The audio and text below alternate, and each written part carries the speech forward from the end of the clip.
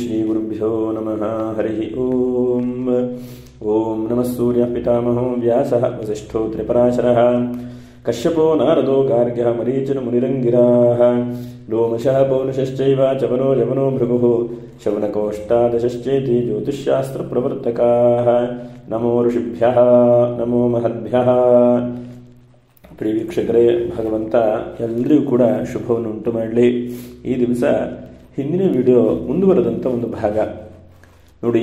June 29ನೇ ತಾರೀಕಿನಿಂದ 2024ನೇ ಇಸ್ವಿಯಲ್ಲಿ 138 ದಿವಸಗಳ ಕಾಲ, ಅಂದರೆ ನವೆಂಬರ್ 14ರವರೆಗೆ ಶನೈಶ್ಚರನು ವಕ್ರಗತನಾಗಿ ಒಂದು ಪ್ರಯಾಣವನ್ನು ಮಾಡ್ತಾನೆ. ಅಂದರೆ ಹಿಂದಿನ ನಕ್ಷತ್ರಕ್ಕೆ ಬರುವಂತಹ ಫಲಗಳನ್ನು ನಾವು ಗಮನಿಸಬೇಕು. ಶನಿಯ ವಕ್ರ ಫಲ ಏನು? ಯಾಕಂದರೆ ಶನೈಶ್ಚರನು ಎಲ್ಲ ಗ್ರಹಗಳಕ್ಕಿಂತ ಅತ್ಯಂತ ಕರ್ಮದ ಫಲಗಳು ಕೊಡುವಂತಹದ್ದಲ್ಲಿ ಬಹಳ ಮುಖ್ಯವಾದಂಥ ಒಂದು ಗ್ರಹ. ಯಾಕಂದರೆ ನಮಗೆ ಅವಾಮ ನಕ್ಷತ್ರದಲ್ಲಿದ್ದಾಗ ನಕ್ಷತ್ರ ಫಲಗಳನ್ನು ಹೇಳುತ್ತೆ, ರಾಶಿ ಫಲಗಳನ್ನು ಹೇಳುತ್ತೆ. ಆದರೆ ಅವೆಲ್ಲ ಸರಿಯಾಗಿ ಮುಮ್ಮುಖವಾಗಿ ಸರಿಯಾದಂತಹ ಚಲನೆಯಲ್ಲಿ ಇರುವಾಗ ಅದೆಲ್ಲ ಹೇಳುತ್ತೆ. ಇನ್ನು ರವಿಗೆ ಮತ್ತು ಚಂದ್ರನಿಗೆ ವಕ್ರಗತಿಯೇ ಇಲ್ಲ ಶಾಸ್ತ್ರದಲ್ಲಿ. ಹಾಗೆ ರಾಹುಕೇತುಗಳು ಸದಾಕಾಲ ವಕ್ರವಾಗೇ ಚಲನೆ ಮಾಡುವಂತಹ ಗ್ರಹಗಳು. ಹಾಗಾಗಿ ನೋಡಿ, ಶನೈಶ್ಚರನು ಸರಿಯಾಗಿ ಹೋಗ್ತಾ ಇರುವಂಥ ಗ್ರಹನು ವಕ್ರಗತಿಯಾಗಿ ಜೂನ್ 29ರಿಂದ ಅವನು ಬರ್ತಾನೆ. ಅಂದರೆ ಹಿಂದಿನ ರಾಶಿಗೆ, ಈಗ ಕುಂಭ ರಾಶಿಯಲ್ಲಿದ್ದ ಶತಭಿಷ ನಕ್ಷತ್ರದಲ್ಲಿ ಹಿಂದಿನ ನಕ್ಷತ್ರಕ್ಕೆ ಹಿಂದಿನ ಫಲಗಳನ್ನು ಹೇಳುವಂಥದ್ದು ಶಾಸ್ತ್ರದ ನಿಯಮ. ಯಾಕಂದರೆ ವಕ್ರಂಗತನಾದಂತಹ ಗ್ರಹಗಳು ವಕ್ರಂಗತಃ ಸೋಚ್ಚ ಫಲಂ ವಿಧತ್ತೆ ಸಪತ್ತ ನಿರೀಕ್ಷಗತೋಪಿ ಖೇಟಃ ಎಂಬುದಾಗಿ ಪರಾಶರರು ಹೇಳ್ತಾರೆ. ಅಂದರೆ ಎಲ್ಲ ಗ್ರಹಗಳು ಕೂಡ ಒಂದೊಂತರಹ ಫಲಗಳನ್ನು ಕೊಡ್ತಾರೆ. ಆದರೆ ಶನಿ ಉಚ್ಚ ರಾಶಿಗೆ ಸಮನಾದಂಥ ಫಲಗಳನ್ನು ಕೊಡ್ತಾನೆ ಎಂಬುದನ್ನು ಪರಾಶರರು ಹೇಳ್ತಾರೆ. ಗ್ರಹಗಳ ಫಲಗಳನ್ನು ನಿರೀಕ್ಷೆ ಮಾಡುವಾಗ ನಾವು ಜಾತಕದ ಫಲ, ಗೋಚಾರ ಫಲ ಹೀಗೆಲ್ಲ ಬಹಳ ಬಹಳ ರೀತಿಯಾಗಿ ನೋಡಿ ಹೇಳಬೇಕು. ನಿಮ್ಮ ದಶಾಭುಕ್ತಿಗಳು ಹೇಗಿದೆಯೋ ಅದು ನಮಗೆ ಗೊತ್ತಿಲ್ಲ. ಆದರೂ ಕೂಡ ಗೋಚಾರ ರೀತಿಯಲ್ಲಿ ಶನೈಶ್ಚರನ ಫಲಗಳನ್ನು ನಾವು ಹೇಳಲಿಕ್ಕೆ ಪ್ರಯತ್ನ ಮಾಡ್ತಾ ಇದ್ದೇವೆ. ಉಚ್ಚ ರಾಶಿ, ಮೂಲ ತ್ರಿಕೋಣ, ಸುಕ್ಷೇತ್ರ, ಅಧಿಮಿತ್ರ ಕ್ಷೇತ್ರ, ಮಿತ್ರ ಕ್ಷೇತ್ರ ಅಥವಾ ಅಧಿಮಿತ್ರ ಕ್ಷೇತ್ರ, ಹೋರಾದ್ರೇತ್ಕಾಣಾದಿ ಸಪ್ತಮವರ್ಗ ವರ್ಗೋತ್ತಮ ನವಾಂಶ ವಕ್ರಗತಿ ಶುಭಗ್ರಹ ಯೋಗ ದೃಷ್ಟಿಗಳನ್ನು ಹೊಂದಿರುವಂತಹ ಗ್ರಹಗಳು ಬಹಳ ಬಲಿಷ್ಠರಾಗಿರುತ್ತಾರೆ ಅಂತ ಹೇಳುತ್ತದೆ ಶಾಸ್ತ್ರ. ಹಾಗಾಗಿ ಇಂತಹದ್ದಲ್ಲಿ ಒಂದಷ್ಟು ಶುಭ ಫಲಗಳನ್ನು ನೋಡಿ. ನಾವು ಹಿಂದಿನ ವಿಡಿಯೋದಲ್ಲಿ 4 ರಾಶಿಗೆ ಹೇಳಿದ್ದೇವೆ. ಈ ವಿಡಿಯೋದಲ್ಲಿ ಇನ್ನೂ 4 ರಾಶಿಗೆ ಹೇಳುವಂತಹ ಒಂದು ಪ್ರಯತ್ನವನ್ನು ಮಾಡೋಣ. ಇದೇ ಸಂಪೂರ್ಣ ತೀರ್ಮಾನ ಹೇಳುವಂಥದ್ದಲ್ಲ. ನಿಮ್ಮ ಜಾತಕ ದಶಾಭುಕ್ತಿಗಳ ಮೇಲೆ ಆ ಬಲಾಬಲಗಳು ವ್ಯತ್ಯಾಸಗಳು ಕೂಡ ಬರಬಹುದು. ಈ ದಿವಸ ಸಿಂಹ, ಕನ್ಯಾ, ತುಲಾ, ವೃಶ್ಚಿಕ ಈ 4 ರಾಶಿಗಳಿಗೆ ನಾವು ತಿಳ್ಕೊಳ್ಳೋಣ. ನೋಡಿ, ಸಿಂಹ ರಾಶಿಗೆ ಇಷ್ಟು ದಿವಸ ಸಪ್ತಮ ರಾಶಿಯಲ್ಲಿ ಇರುವಂತಹ ಫಲಗಳನ್ನೇ ನಾವು ಗ್ರಹಿಸ್ತಾ ಇದ್ದೇವೆ. ಈಗ ಷಷ್ಠ ರಾಶಿಯ ಫಲಗಳನ್ನು ನಾವು ಗಮನಿಸಬೇಕು. ಯಾಕಂದರೆ ಶನೈಶ್ಚರನು ವಿಶೇಷವಾಗಿ 3ನೇ ರಾಶಿ, 6ನೇ ರಾಶಿ ಮತ್ತು 11ನೇ ರಾಶಿಯಲ್ಲಿ ಬಹಳ ಉಚ್ಚವಾದಂಥ ಫಲಗಳನ್ನು, ಶ್ರೇಷ್ಠವಾದಂಥ ಫಲಗಳನ್ನು ನೀಡುತ್ತೆ ಎಂಬಂತಹದ್ದು ಗ್ರಹಗಳ ಮತ. ಹಾಗಿದ್ದಾಗ ನೋಡಿ, ಶನೈಶ್ಚರನು ಸಿಂಹರಾಶಿಯವರಿಗೆ ಏನೇನು ಫಲಗಳನ್ನು ಕೊಡಬಹುದು?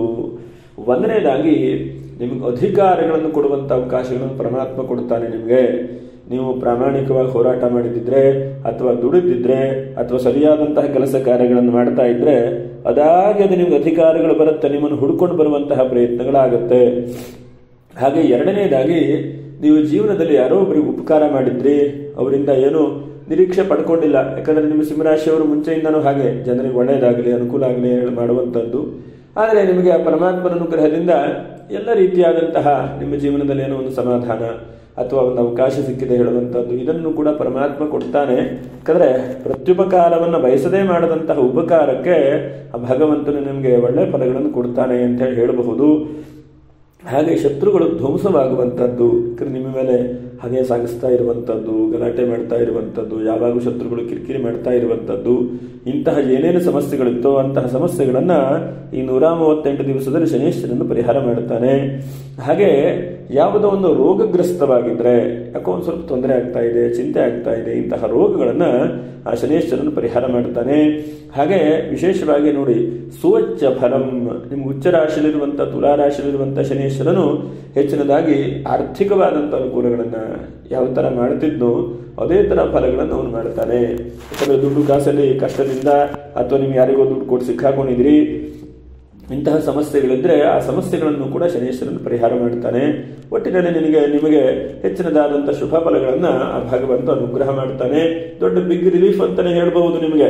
ಯಾಕಂದ್ರೆ ನೋಡಿ, ಏನೋ ಒಂದು ಸಮಸ್ಯೆಗಳು, ಏನೋ ಒಂದು ಕಿರಿಕಿರಿಗಳಿದ್ರೆ ಅದರಿಂದ ಹೊರಗಡೆ ಬರುವಂತಹ ಬಹಳ ಶುಭವಾದಂತಹ ಮಾರ್ಗಗಳನ್ನು ಶನೀಶ್ವರನು ಅನುಗ್ರಹ ಮಾಡ್ತಾನೆ.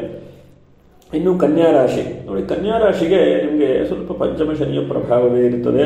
ಪಂಚಮ ಶನಿಯ ಪ್ರಭಾವದಿಂದ ಮಂದವಾದಂತಹ ಪರಿಸ್ಥಿತಿಯನ್ನು ಉಂಟು ಮಾಡ್ತಾನೆ ನಿಮಗೆ.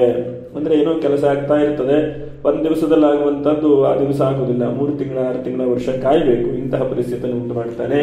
ಹಾಗೆ ಬಂಧು ಮಿತ್ರರ ಕ್ರೋಧ ಆಗುವ ಹಾಗೆ, ನೀವು ಒಳ್ಳೆಯದನ್ನು ಬಯಸ್ತೀರಿ, ಆದರೂ ಕೂಡ ಬಂಧು ಮಿತ್ರರು ಕಿರಿಕಿರಿ ಮಾಡುವಂಥದ್ದು, ಸಮಸ್ಯೆ ಮಾಡುವಂಥದ್ದು, ಇದ್ದಕ್ಕಿದ್ದ ಹಾಗೆ ಏನೇ ಮಾತಾಡಿದ್ರು ಕೂಡ ತಪ್ಪು ಹೇಳುವಂಥದ್ದು ಆಗುವ ಹಾಗೆ ಶನೀಶ್ವರನು ಮಾಡ್ತಾನೆ. ಹಾಗೆ ಧರ್ಮಕ್ಷೇತ್ರಗಳಿಗೆ ಅಥವಾ ತೀರ್ಥಕ್ಷೇತ್ರಗಳಿಗೆ ಹೋಗಬೇಕು ಅಂತಿದ್ರು ಕೂಡ ಯಾರೋ ಒಬ್ಬರು ತಡೀತಾರೆ, ಅಥವಾ ಟಿಕೆಟ್ ಆಗಿದ್ರು ಕೂಡ ಮಳೆಯ ಪರಿಣಾಮದಿಂದ ಹೋಗ್ಲಿಕ್ಕಾಗುವುದಿಲ್ಲ, ಅಥವಾ ವಾತಾವರಣದ ಪರಿಣಾಮದಿಂದ ಹೋಗ್ಲಿಕ್ಕಾಗುವುದಿಲ್ಲ, ಅಥವಾ ಅನಾರೋಗ್ಯದ ಪರಿಣಾಮದಿಂದ ಹೋಗ್ಲಿಕ್ಕಾಗಲಿಕ್ಕಿಲ್ಲ. ಹಾಗೆ ನೀವು ಒಳ್ಳೆ ಪ್ಲಾನ್ ಮಾಡ್ತಾ ಇರ್ತೀರಿ, ಕಾನೂನಿನ ಸಹಾಯ ಸಹಕಾರನೋ ಅಥವಾ ಕೋರ್ಟು ಕಚೇರಿಯಲ್ಲಿ ಕೆಲಸ ಮಾಡ್ತಾ ಇದ್ದಂಥವ್ರು, ಇನ್ನೇನೋ ನಿಮಗೆ ಒಳ್ಳೆ ಫಲಿತಾಂಶ ಸಿಗುತ್ತೆ ಅಂತಂದ್ರೆ ಅದು ಮುಂದೆ ಹೋಗ್ಬಿಡ್ತದೆ. ಅದರಿಂದ ಸ್ವಲ್ಪ ದುಃಖ ಉಂಟಾಗಬೇಕಾಗತ್ತೆ. ಹಾಗೆ ಸ್ವಲ್ಪ ವಿದೇಶಿಯ ವ್ಯಾಪಾರ ವಹಿವಾಟಲ್ಲಿ ಸ್ವಲ್ಪ ತೊಂದರೆಗಳನ್ನು ಕಾಣುವಂಥದ್ದು, ಷೇರು ವ್ಯಾಪಾರ ವ್ಯವಹಾರ ಮಾಡ್ತಾ ಇದ್ದಂಥವರಿಗೆ ಸ್ವಲ್ಪ ಚಿಂತೆ ಆಗುವಂಥದ್ದು, ಎಲ್ಲೋ ಇನ್ವೆಸ್ಟ್ಮೆಂಟ್ ಮಾಡಬೇಕು ಅಂತಂದ್ರೆ ಅದಕ್ಕೆ ಸಮಯವೇ ಮುಹೂರ್ತವೇ ಕೂಡಿ ಬರುವಂಥದ್ದಿಲ್ಲ, ಎಲ್ಲೋ ಚಿಂತೆ, ಎಲ್ಲೋ ಖಿನ್ನತೆ, ಇಂತಹದ್ದು ಬರುವಂಥದ್ದಾಗತ್ತೆ. ಹಾಗಾಗಿ ನೀವು ಬಹಳ ಮುಖ್ಯವಾಗಿ ಶನೇಶ್ವರನ್ನ ಶನಿವಾರ ದಿವಸ ಪ್ರಾರ್ಥನೆ ಮಾಡಿ, ಎಷ್ಟು ಸಾಧ್ಯ ಆಗುತ್ತೋ ಅಷ್ಟು ಬನ್ನಿ ವೃಕ್ಷದ ಪ್ರದಕ್ಷಿಣೆಯನ್ನು ಮಾಡಿ, ಹಾಗೆ ನೀವು ಈ ಮಂತ್ರಗಳನ್ನು ಪಠನೆ ಮಾಡಿ. ಖಡ್ಗಧ್ವಜಾಯ ವಿದ್ಮಹೇ ಕಾಕಧ್ವಜಾಯ ವಿದ್ಮಹೇ ಖಡ್ಗಹಸ್ತಾಯ ಧೀಮಹಿ ತನ್ನ ಶನೈಶ್ಚರ ಪ್ರಚೋದಯಾತ್. ಈ ಮಂತ್ರಗಳನ್ನು ಪಠನೆ ಮಾಡ್ತಾ ಬನ್ನಿ, ಇದರಿಂದ ಅನುಕೂಲ ಆಗ್ತಾ ಬರುತ್ತೆ. ಇನ್ನೊಮ್ಮೆ ಹೇಳ್ತೇನೆ ನೋಡಿ, ಕಾಕಧ್ವಜಾಯ ವಿದ್ಮಹೇ ಖಡ್ಗಹಸ್ತಾಯ ಧೀಮಹಿ ತನ್ನ ಶನೈಶ್ಚರ ಪ್ರಚೋದಯಾತ್. ಈ ಮಂತ್ರಗಳನ್ನು ಪಠನೆ ಮಾಡ್ತಾ ಬನ್ನಿ, ನಿಮಗೆ ಅನುಕೂಲ ಆಗುತ್ತೆ. ಇನ್ನು ನೋಡಿ, ತುಲಾರಾಶಿಯವರಿಗೆ ಒಂಥರ 4ನೇ ಭಾವದ ಫಲಗಳನ್ನೇ ಹೇಳಬೇಕು. ಯಾಕಂದರೆ ಶನೇಶ್ವರನು ಸ್ವಲ್ಪ ಸುಖ ನಿಮಗೆ ಸಿಗ್ತಾ ಇದೆ, ಅನುಕೂಲ ಆಗ್ತಾ ಇದೆ ಅಂತ ಅಂದ್ಕೊಳ್ತಾ ಇರ್ತೀರಿ ನೀವು, ಆದರೆ ಅದು ಮುಂದೆ ಹೋಗುವಂಥ ಸಾಧ್ಯತೆಗಳು. ಮತ್ತು ಗ್ರಹ ಕೃತ್ಯಗಳು, ಏನೋ ಮನೆ ಕಟ್ಟಿಸ್ಬೇಕು, ಏನೋ ಪ್ಲ್ಯಾನ್ ಮಾಡಬೇಕು, ಮುಂದೆ ಹೋಗಬೇಕು ಅಂತಂದರೆ ಅದಕ್ಕೇನೋ ಒಂಚೂರು ಅಡಚಣೆ ಆಗುವಂಥದ್ದು. ಎಲ್ಲ ಚೆನ್ನಾಗಿರುತ್ತೆ, ಜಾಗ ಕೊಂಡ್ಕೊಳ್ಬೇಕು ಅಂದ್ಕೊಳ್ತೀರಿ, ಯಾವುದೊಂದು ಹುತ್ತ ಇದೆ ಅಂತೇಳಿ ನಿಮ್ಮ ಮನಸ್ಸಿಗೆ ಏನಾದ್ರು ನಾಗದೋಷ ಇದೆಯಾ ಅಂತೇಳಿ ಮುಂದೆ ಹೋಗಿಬಿಡುತ್ತೆ. ಅಥವಾ ಇಲ್ಲ ಒಂದು ಕೆಲಸಕ್ಕೆ ಹೋಗ್ತಾ ಇರ್ತೀರಿ, ಅದು ಶಕುನಗಳ ರೀತಿಯಲ್ಲಿ ಸರಿ ಆಗದೇ ಇರುವಂಥದ್ದು, ಸ್ವಲ್ಪ ದುಸ್ವಪ್ನಗಳು ಕಾಣುವಂತಹದ್ದು, ಮತ್ತು ಹಣಕಾಸಿನಲ್ಲಿ ಏನೋ ಒಂದು ಆಗತ್ತೆ ಅಂತ ಹೇಳಿ ಮಾಡಿರ್ತೀರಿ, ಆ ಹಣಕಾಸು ತತ್ಕ್ಷಣಕ್ಕೆ ಅಥವಾ ನಿಮಗೆ ಬೇಕಾದಾಗ ಬರದೇ ಇರುವಂಥದ್ದು, ಮತ್ತೆ ಜನರಿಂದ ಕ್ರೋಧಗಳು ಉಂಟಾಗುವಂಥದ್ದು. ನೋಡಿ, ಚತುರ್ಥದಲ್ಲಿದ್ದಾಗ ಸುಖ ಅಂದರೆ ನಿದ್ರೆ ಬಂದರೂ ಕೂಡ ಎಚ್ಚರ ಆಗುವಂಥದ್ದು, ಯಾವುದೋ ಒಂದು ಶಬ್ದ, ಯಾವುದೋ ಒಂದು ಚಿಂತೆ, ಯಾವುದೋ ಒಂದು ಮನಸ್ಸಿನಲ್ಲಿ ಏನೋ ಪುನಃ ಖಿನ್ನತೆ, ಚಿಂತೆ ಹೀಗೆ ಬರುವಂತಹ ಸಾಧ್ಯತೆಗಳಾಗುತ್ತೆ. ಮತ್ತಿನ್ನೊಂದು ಬಹಳ ಮುಖ್ಯವಾಗಿ ನೋಡಿ, ಈ ಒಂದು 138 ದಿವಸಗಳ ಕಾಲ ನಿಮ್ಮ ಆರೋಗ್ಯದ ಮೇಲೆ ತುಂಬ ಜಾಗೃತೆ ವಹಿಸ್ಕೊಳ್ಬೇಕು. ಯಾಕಂದರೆ ಆರೋಗ್ಯವೇ ಭಾಗ್ಯ, ಆರೋಗ್ಯ ಇಲ್ಲ ಅಂತಂದ್ರೆ ಯಾವ ಕೆಲಸಗಳು ಕೂಡ ಆಗಲಿಕ್ಕಿಲ್ಲ. ಹಾಗಾಗಿ ಆರೋಗ್ಯದ ವಿಷಯದಲ್ಲಿ ತುಂಬ ಜಾಗೃತೆ ವಹಿಸ್ಕೊಳ್ಬೇಕು. ಆರೋಗ್ಯವನ್ನು ಇನ್ನೂ ಹೆಚ್ಚಿನ ರೀತಿಯಲ್ಲಿ ಕಾಪಾಡುವಾಗೆ, ಅಭಿವೃದ್ಧಿಯಾಗುವಾಗೆ ನೀವು ಬಹಳ ಮುಖ್ಯವಾಗಿ ಗಮನಿಸ್ಕೊಳ್ಬೇಕು. ಯಾಕಂದರೆ ನಿಮ್ಮ ರಾಶಿಯವರಿಗೆ ಬಹಳ ಮುಖ್ಯವಾಗಿ ನೋಡಿ, ರೋಗ ನಿರೋಧಕ ಶಕ್ತಿ ಕಡಿಮೆ ಆಗುವಂಥದ್ದು, ಸುಸ್ತಾಗುವಂಥದ್ದು, ತಲೆ ಸುತ್ತು ಬರುವಂಥದ್ದೆಲ್ಲ ಇದ್ರೆ ಅದಕ್ಕೆ ಸೂಕ್ತವಾದಂಥ ಚಿಕಿತ್ಸೆಯನ್ನು ಕೂಡ ಮಾಡಬೇಕು. ಚಿಕಿತ್ಸಾಂಬದೆ ಅಂತ ಹೇಳ್ತದೆ ಶಾಸ್ತ್ರ. ಔಷಧಿ ಉಪಚಾರಗಳನ್ನು ಕೂಡ ಮಾಡಿಕೊಳ್ಬೇಕು. ಅದರ ಜೊತೆಯಲ್ಲಿ ಕೆಲಸ ಕಾರ್ಯಗಳ ಬಗ್ಗೆನೂ ಕೂಡ ನೀವು ಪ್ರಯತ್ನಗಳನ್ನು ಮಾಡಬೇಕು. ನೀವೇನು ಪ್ರಯತ್ನ ಮಾಡಬೇಕು ಅಂತಂದರೆ ಬಹಳ ಮುಖ್ಯವಾಗಿ ನೀವು ಪ್ರಾತಃ ಕಾಲದಲ್ಲಿ ಎದ್ದು ಒಂದು 7-7:30 ಒಳಗಡೆಗೆ ಶನೇಶ್ವರ ದೇವರನ್ನು ಪ್ರಾರ್ಥನೆ ಮಾಡಿ, ಎಷ್ಟು ಸಾಧ್ಯ ಆಗುತ್ತೋ ಅಷ್ಟು ನೀವು ಬನ್ನಿ ವೃಕ್ಷಕ್ಕೆ ಪ್ರದಕ್ಷಿಣೆ ಮಾಡ್ತಾ ಶಂ ಶನೇಶ್ಚರಾಯ ನಮಃ ಅಂತ ಹೇಳಿ ಒಂದು ಪ್ರಾರ್ಥನೆ ಮಾಡ್ಕೊಳ್ಳಿ, ನಮಸ್ಕಾರ ಮಾಡ್ಕೊಳ್ಳಿ. ದೊಡ್ಡ ಇನ್ವೆಸ್ಟ್ಮೆಂಟ್ ಎಲ್ಲ ಈ 138 ದಿವಸ ಮಾಡ್ಲಿಕ್ಕೆ ಹೋಗಬೇಡಿ. ದೊಡ್ಡ ಇನ್ವೆಸ್ಟ್ಮೆಂಟ್ ಮಾಡಿದರೆ ಸಿಕ್ಕಾಕೊಳ್ಳುವಾಗ ಆಗಬಹುದು, ಸಮಸ್ಯೆಗಳು ಬರಬಹುದು. ಇನ್ನು ದಶಾಭುಕ್ತಿಗಳು ಜಾತಕಗಳು ಬಹಳ ಚೆನ್ನಾಗಿದ್ರೂ ಪರವಾಗಿಲ್ಲ, ಇಲ್ಲಾಂದ್ರೆ ಇದ್ರ ಬಗ್ಗೆನೂ ಕೂಡ ನೀವು ಸ್ವಲ್ಪ ಗಮನಿಸಿ ಯೋಚನೆ ಮಾಡಿ, ತೊಂದರೆಗೆ ಪಟ್ಕೊಳ್ಳಿಕ್ಕೆ ಹೋಗಬೇಡಿ. ಇನ್ನು ವೃಶ್ಚಿಕ ರಾಶಿ ನೋಡಿ, ವೃಶ್ಚಿಕ ರಾಶಿಯವರಿಗೆ ಮೂರನೇ ಭಾವದ ಫಲಗಳನ್ನೇ ಕೊಡ್ತಾನೆ. ಯಾಕಂದ್ರೆ 6, 3, 11ಕ್ಕೆ ಬಹಳ ಶುಭ ಫಲ ಎಂಬುದಾಗಿ ಹೇಳ್ತೇವೆ. ಹಾಗಾಗಿ ನಿಮಗೆ ರಾಜರುಗಳು ಅಥವಾ ವಿಶೇಷವಾಗಿ ರಾಜಕೀಯ ವ್ಯಕ್ತಿಗಳು, ಹಾಗೆ ಇನ್ನು ಬಿಸಿನೆಸ್ ಮಾಡುವಂಥವ್ರು, ಇವರಿಗೆಲ್ಲ ಗುರುಬಲವೂ ಬಂದಿದೆ, ದೈವಾನುಗ್ರಹವೂ ಕೂಡ ಈ ಮೂಲಕವಾಗಿ ಆಗತ್ತೆ. ಯಾಕಂದ್ರೆ ಈ 138 ದಿವಸ ನಿಮ್ಮ ಜೀವನದ ಬಹಳ ತೀರ್ಮಾನಗಳನ್ನು ಕೊಡುವಂತಹದ್ದು.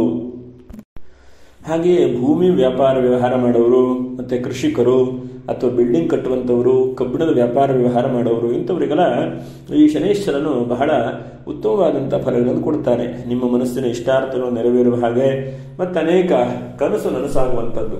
ಎಷ್ಟೋ ಸಲ ನಾವು ನೋಡ್ತಾ ಇರ್ತೇವೆ, ಕನಸು ಕಾಣುತ್ತೇವೆ, ಅದೆಲ್ಲ ಹಗಲು ಕನಸು ಆಗ್ಬಿಡುತ್ತೆ.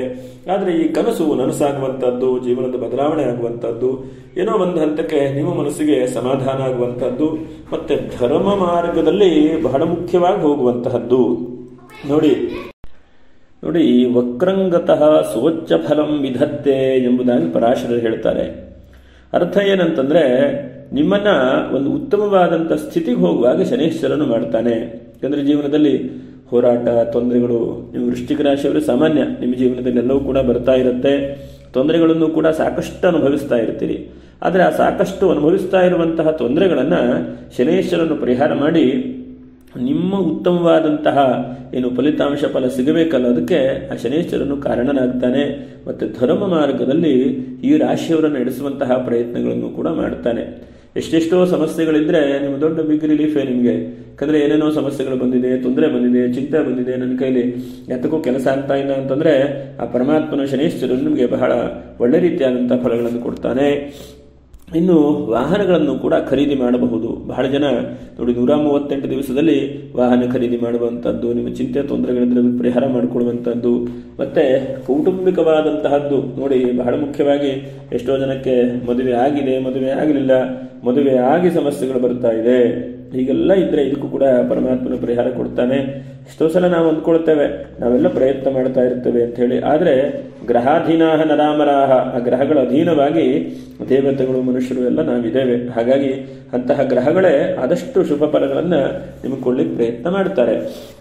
ಇನ್ನು ಈ ವೃಶ್ಚಿಕ ರಾಶಿಯವರು ಒಂದು 5-6 ಜಾಗ್ರತೆ ವಹಿಸ್ಕೊಳ್ಬೇಕು. ಒಂದನೇದು ಸ್ವಲ್ಪ ನಿಮಗೆ ಅಹಂಕಾರ ಬರಬಹುದು. ಯಾಕಂದ್ರೆ ನಮಗೆ ಸಕ್ಸಸ್ಫುಲ್ ಆಗ್ತಾ ಇದ್ದಂತೆ ನನ್ನದು, ನಾನು ಮಾಡ್ತಾ ಇದ್ದೇನೆ ಹೇಳುವಂತ ಅಹಂಕಾರ ಬಂದ್ಬಿಡ್ತದೆ. ಹಾಗಾಗಿ ಅಹಂಕಾರದ ವಿಷಯದಲ್ಲಿ ಸ್ವಲ್ಪ ಜಾಗ್ರತೆ, ಮತ್ತೆ ನಿಮ್ಮ ವೈಯಕ್ತಿಕವಾದಂತಹ ಆರೋಗ್ಯ ವಿಷಯದಲ್ಲಿ ಜಾಗ್ರತೆ, ಮತ್ತೆ ಏನೇ ತೀರ್ಮಾನಗಳನ್ನು ತೆಗೆದುಕೊಳ್ಳುವಾಗೂ ಕೂಡ ತುಂಬಾ ಯೋಚನೆ ಮಾಡಿ ತೀರ್ಮಾನ ತೆಗೆದುಕೊಳ್ಬೇಕು. ಯಾವುದು ಒಳ್ಳೆಯದು, ಯಾವುದು ಕೆಟ್ಟದ್ದು, ಯಾವುದೇನು ಸಮಸ್ಯೆ ಬರುತ್ತೆ, ಇದನ್ನು ನಾವು ಕೈಕೊಂಡ್ರೆ ಏನಾಗುತ್ತೆ ಹೇಳುವಂತಹದ್ದು. ಹಾಗೆ 4ನೇದಾಗಿ ಬಹಳ ಮುಖ್ಯವಾಗಿ ನೀರಿನ ವಿಷಯದಲ್ಲಿ ಜಾಗ್ರತೆ. ಮತ್ತೆ ನಿಮ್ಮ ಎಲ್ಲ ವ್ಯಕ್ತಿಗಳನ್ನು ಕೂಡ ನಿಮ್ಮ ಜೊತೆ ಕರ್ಕೊಂಡು ಹೋಗ್ತಾ ಇರುವಾಗ 5 ಬೆರಳು ಕೂಡ ಸರಿಯಾಗಿರುವುದಿಲ್ಲ ಜೀವನದಲ್ಲಿ. ಹಾಗೆ ಕೆಲವೊಂದ್ಸಲ ನಮಗೆ ಎಲ್ಲರೂ ಒಳ್ಳೆಯವರು ಸಿಗ್ತಾರೆ, ಕೆಟ್ಟವರು ಸಿಗ್ತಾರೆ, ಕಿರಿಕಿರಿ ಮಾಡೋರು ಸಿಗ್ತಾರೆ. ಹಾಗೆ ಜೀವನದಲ್ಲಿ ಎಲ್ಲರನ್ನೂ ಕೂಡ ಒಂದೇ ತರಹ ನಾವು ತೆಗೆದುಕೊಂಡು ಹೋಗುವಂತಹ ಒಂದು ಅವಕಾಶಗಳನ್ನು ಭಗವಂತ ನಿಮಗೆ ಕೊಟ್ಟಿದ್ದಾನೆ. ಅದನ್ನು ಒಳ್ಳೆ ರೀತಿಯಾಗಿ ಫಲಗಳನ್ನು ತೆಗೆದುಕೊಂಡು ಹೋಗ್ತಾ ಬನ್ನಿ. ದೈವಾನುಗ್ರಹದಿಂದ ನಿಮಗೆ ಏನು ಸಾಧಿಸಬೇಕು ಅಂದ್ಕೊಂಡಿದಿರೋ ಅಂತ ಸಾಧನೆಗೆ ಪರಮಾತ್ಮನ ಅನುಗ್ರಹ ಮಾಡ್ತಾನೆ ಅಂತ ಹೇಳ್ತಾ ಆ ಶನೈಶ್ವರನು ಅನುಗ್ರಹ ಮಾಡಲಿ. ಈ ರಾಶಿಯವರಿಗೆ 4 ರಾಶಿಯವರಿಗೆ ಶುಭ ಫಲಗಳನ್ನು ಅನುಗ್ರಹ ಮಾಡಲಿ ಅಂತ ಹೇಳ್ತಾ ಮುಂದಿನ ವಿಡಿಯೋದಲ್ಲಿ ಮತ್ತೆ ಇನ್ನು 4 ರಾಶಿಯ ಫಲಗಳನ್ನು ನಾವು ಗಮನಿಸೋಣ. ನಮಸ್ಕಾರ.